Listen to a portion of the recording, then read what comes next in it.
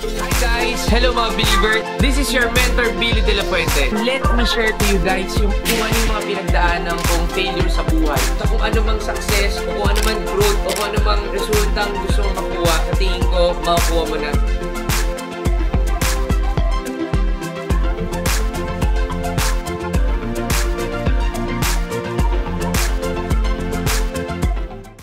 Hello mga believers! This is your mentor, Billy De La Fuente, and welcome for tonight's amazing vlog kasi napaka-espesyal ng vlog natin for today kasi ang aking special guest no other than my wife for 15 years, Pin De La Fuente! Woo! Oh yeah, oh yeah, oh yeah! Hello mga believers! Did you miss me? Cause I miss you all! Hello sa inyo! Hi, Beb! Yeah. Happy 15 years sa ating dalawa. Correct. 15 years na. So, yes. For tonight's vlog, ang pag-uusapan natin ay pwede bang mag-business kahit housewife? Pwede, syempre. Diba? So, paganda ng vlog natin kasi mga tips ni Mrs. para sa mga housewives at Mrs. So, syempre, babe, diba? Sa lahat ng mga subscribers natin na Mrs. na, wife na, o magiging Mrs. Diba? Na hindi ka pa nila kakilala. Pwede bang pakilala ka ng konti? Hello mga believers! So again, it's so good to be back. I am Mentor Pin. Ako ang may bahay ni Mentor Billy and we've been married for 15 years. Dati po ako nag-work sa hotel and eventually, nag-transition ako to do business together with my husband. We currently have 4 kids. Godfrey, Enzo, Joaquin, and Sophie. And happily married nga for 15 years. So ngayon, full-time ako na mom, okay? Actually, mom entrepreneur. Mompreneur, kumbaga. So, ang nakakatuwa dyan, syempre, hindi naman natatapos ang pagiging nanay sa bahay. Tama. Okay? Marami tayong pwedeng gawin kahit nasa bahay lang. True. At syempre, di ba, makakatulong din na sa hirap ng panahon ngayon, di ba, dapat kahit mga babae, nagtatrabaho na rin. Dati syempre, kasi olden times, di ba, puro mga lalaki lang, mga boys lang. And then, sa panahon ngayon, yung mga babae, di ba, career woman na rin. And mga negosyante na rin, professionals, mga employees, achievers, sports, lahat na, di ba? So, breaking boundaries. So, for today's vlog, okay, ako, masabi ko, perfect itong misis ko para sa topic kasi pala yung sasabi, hindi ko mararating yung success na meron ako ngayon kung hindi siya yung napangasawa ko. Part tayo dyan, Ang kulit lang guys, kulitan lang tayo dito, pero rock, diba? Yung mga learnings matitindi. So, ako naman, paano ba yung pagkakakilala ko kay Pin? Ako, paano nga ba? Ilocana eh. Okay, Chinese pa. Okay, naimbag abigat nyo. No? So, mabuhay mga Gabriel sila. Yan. So, palaban. So, okay yan sa pagnanegosyo. Chinese pa. Tama. So, magaling humawak ng pera. Good combination. Diba? Ilocana Chinese, no? Tama. Pares ng mentor ko, si Sir Francis. Ilocana Chinese din. Correct. Okay, pares sa Tita Lilia. Good combination. Babe, i-share mo naman, ano ba yung mga negosyong nagawa mo na this past years para may idea sila ano bang wisdom yung natutunan mo doon? So, ano mga ginagawa mo? Okay, just to share with you, thank you, B. Just to share with you guys, I grew up, okay? My mom was a former teacher, okay? So, sa kanya ko nakuha at saka nakita talaga yung pwede mong lahat na gawin bilang nanay and also a working mom or a stay-home mom. Kasi my mom had different businesses on the side. So, nag-tutor siya, nagbibenta siya ng RTW, gift check. Siyempre, nagpapautang din siya. So, doon jewelry pa. Alahas. So, doon ko nakita na kamulatan ko talaga yung ganong ginagawa ng mom ko. And growing up, na-try ko na din magbenta ng mga clips, chocolates, okay? Stationery, okay? Gone were the days. Hello Kitty. Gone were the days, guys, na disulat pa lahat ng mga letter, love letter, naka-stationery, mabenta yan noon. Pero syempre, as we evolve na nag-iiba din. Pero this past few years, okay, ang mga businesses nung married na kami ni Billy, ang mga nabuksan kong negosyo was actually, we opened up House of Bilao. It's a restaurant. So, unfortunately, tinamaan siya ng pandemic, kaya we opted to go online for deliveries na lang din siya. You can still order. Link below, okay?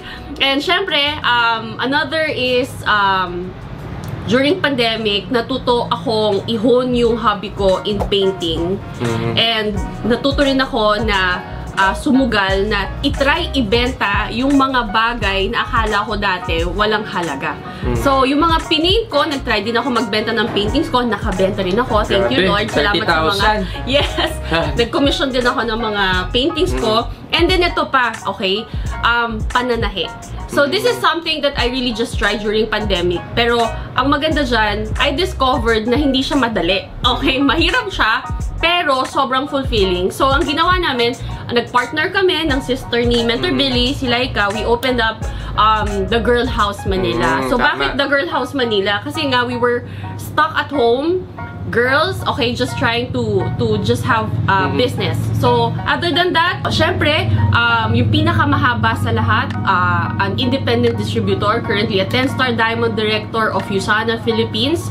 So, ito talaga yung nag-hone sa akin, aside from kay Billy na tumulong na i-develop ako at i-motivate ako bilang isang negosyante. But USANA is the one that really has the most impact, okay, sa personal development ko in terms of entrepreneurship and lahat leadership. Holistic In leadership. life, diba? So, yes. 15 years yan. And may nakalimutan ka pa. Siyempre, ang pinaka-baby ko sa lahat, guys, okay? The Chateau de la Fuente, which we just opened last July 2023. So, this is a beach rental in Porto La Ia, San Juan. Siyempre, in-open mo, pero hindi naman kami agad nagtanggap. Ano lang, nung recently lang. Last quarter of the year lang kami nag-start tumanggap ng guests. But again, yung chateau kasi, alam mo na, yun yung first nature ko, diba? Na parang hospitality management. I came from the hotel industry and now I'm back to hosting. Okay, so nasa hospitality ako, kaya feeling ko at home ako. But still, hindi naman natatapos doon yung mga negosyo. Marami pa ding possibilities na ma-open up natin, Mentor Billy. But again, pero at least na-share mo lang din sa kanila kung ano yung mga, diba, nagawa mo this past years, no? Kasi simula pagkabata pa, dami mo na rin nasimulan. And syempre, may mga wins, may mga losses, pero ang importante doon yung natutunan mo through the ways, diba? So, eto guys, diretso na kagad tayo dun sa meet, okay? So, eto guys, okay? Sa lahat ng mga girl power natin dyan, eto si Pin ay magbibigay ng magandang tips kung paano mo pwedeng simulan at gawin na makapag-business ka rin kahit nasa bahay ka lang. Okay, so sabihin mo na, number 1. Number 1! Time management. Napaka-importante niyan. Ako naniniwala ako na with proper time management, kaya talagang makarami ng gawa. Hindi ka lang focus sa ginagawa mo pang bahay, sa anak, pero pwede kang magdagdag, okay? So, with proper time management, dito dapat nakasulat. So, syempre, creating habit is important. So, kailangan nakasulat para sa araw-araw na kailangan mong gawin, alam mo kung nagagawa mo or hindi ba ang mga bagay na dapat mong magawa. So, if you allot time for your children, for your household, you can also set and allot time for business. Kahit 1 to 2 hours, wala namang nagre-require na kailangan 8 hours. Take note, Mentor Billy, ang business, wala kang boss. Ikaw ang boss. So, ibig sabihin, pwede mong i-allot yung sarili mo ng oras kung ilan yung gusto mo at kaya mong i-allot para sa sarili mo. Tama. Parang sa amin dalawa, okay, alam to ng lahat, diba? Na ako talaga yung boss. Okay, kailangan ako talaga yung bossing, ako yung, alam mo yun, CEO, diba? Pero ito malapit guys, siya yung business owner. Ako lang yung boss, pero siya yung CEO. Siyempre, drop your money, drop your money. Okay. Sa akin ang bagsakan ng finance department. Treasurer. Yes. Kaya napaka-importante nito kasi siya lahat may hawak. Pero, diba, kung time management na pag-uusapan, nakita ko sa kanya, ito yung nakakalimutan ng mga misis Pero hindi lang yung oras na, alam mo yun, sa asawa, sa anak, Pero alam mo yung magaling sa kanya, may oras rin siya para sa sarili niya. Yes! Para maging beautiful pa din, na-relax pa din, di ba? Hindi yung, yung papayag ka na lang na malulosyan ka, tas, maintain pa rin ang figure, di ba? Sorry, pero no makeup look ako today. Di ba? Yan ang maganda, natural. Okay, so, next. Okay, so number 2, yan, ikaw naman. turn your hobbies into business. So, katulad ng sinabi ko kanina, di ba? I tried painting and pananahe, sewing. So, yung mga bagay na kaya mong gawin or ginagawa mo na noon, gawin mo ulit. Sometimes kasi bilang magulang o kaya asawa, nawawala na sa isip natin na may mga bagay pa pala tayong kinagagalingan natin noon o magaling tayo noon na hindi natin ginagawa ngayon. Alam nyo guys kung paano nag-start yun? Paano? Naglinis ako ng mga gamit dito sa bahay. Nakita ko yung sketchbook niya ng Sailor Moon.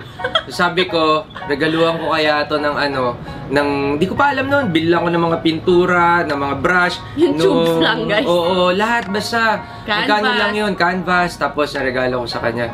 And who could have thought, yun pala yung magiging trigger o magiging inspiration niya para mag-paint siya.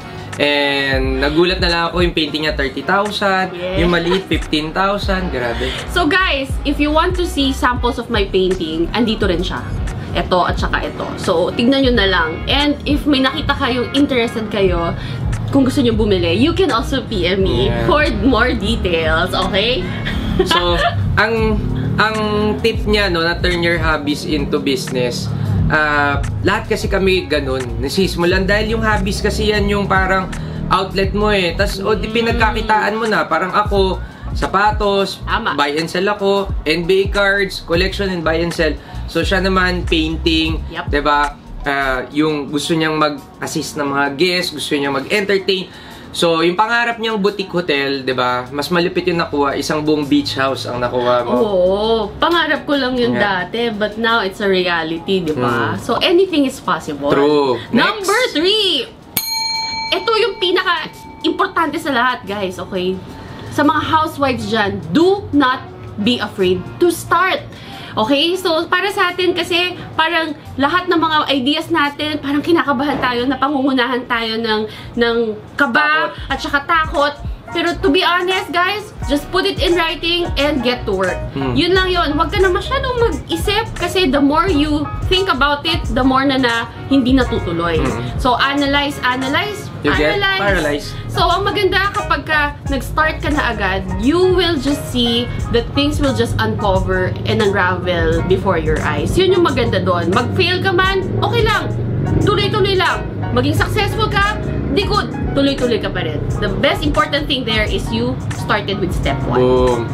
Number 4! Number 4! Go! Ito naman, find a mentor. So ako, when I was starting sa hospitality management, I also had a mentor. So my bosses there before, sobrang gagaling nila. But in my current business right now, okay, ang nag-hone talaga sa akin is walang iba kundi si Mentor Billy de la Fuente.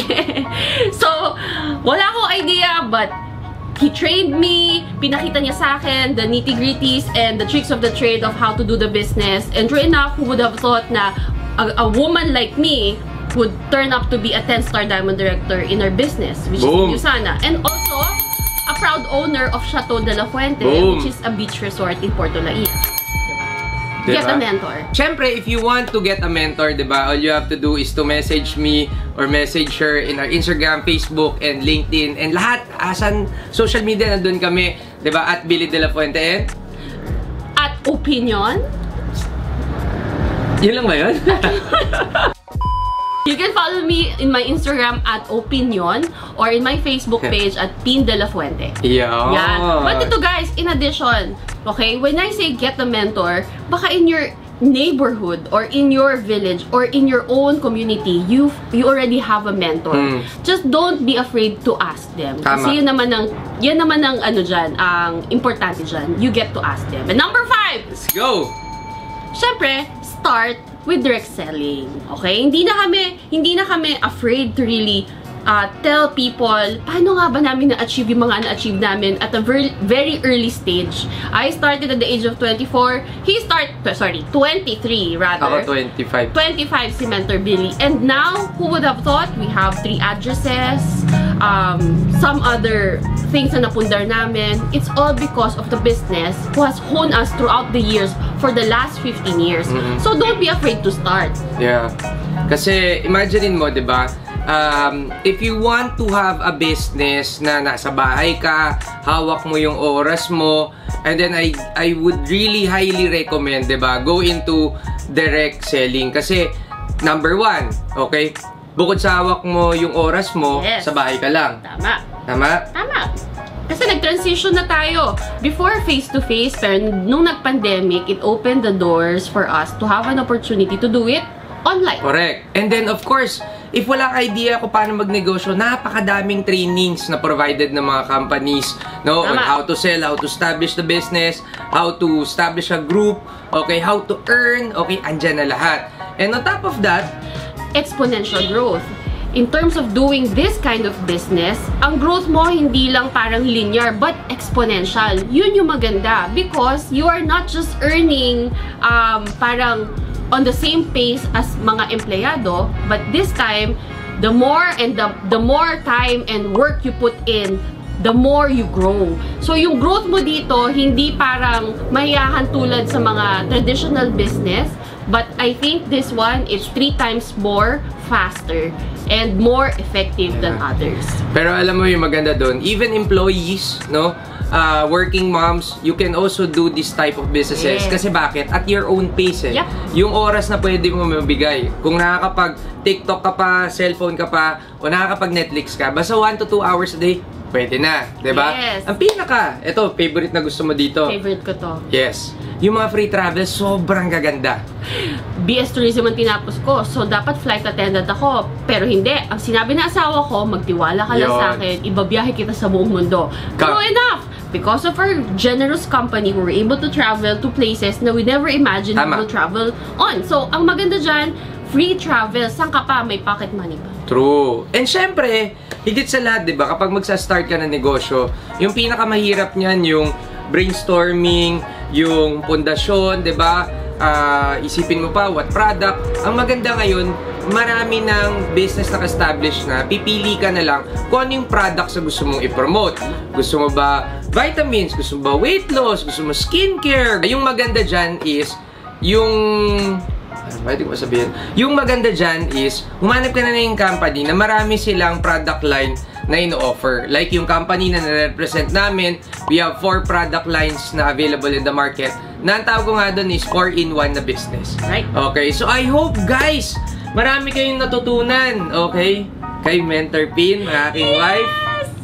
And syempre, 'di ba? Araw-araw tayong gagawa ng vlog, 'di ba? So ngayon, etong vlog na to is actually dedicated kay Pin kasi gusto ko siyang ma-feature dito dahil namimiss ka na ng mga subscribers natin. Hello! Okay, malapit na tayong mag 100,000 subscribers, 'di ba? So keep on watching, keep on sharing. Don't forget to hit that like button, comment down below kung ano yung pinaka natutunan mo. Share mo to sa misis mo, 'di ba? Or sa friends mo. And let's go for road to 100,000 subscribers! And with that, this is your Mentor Pin and Mentor Billy signing off. Bye!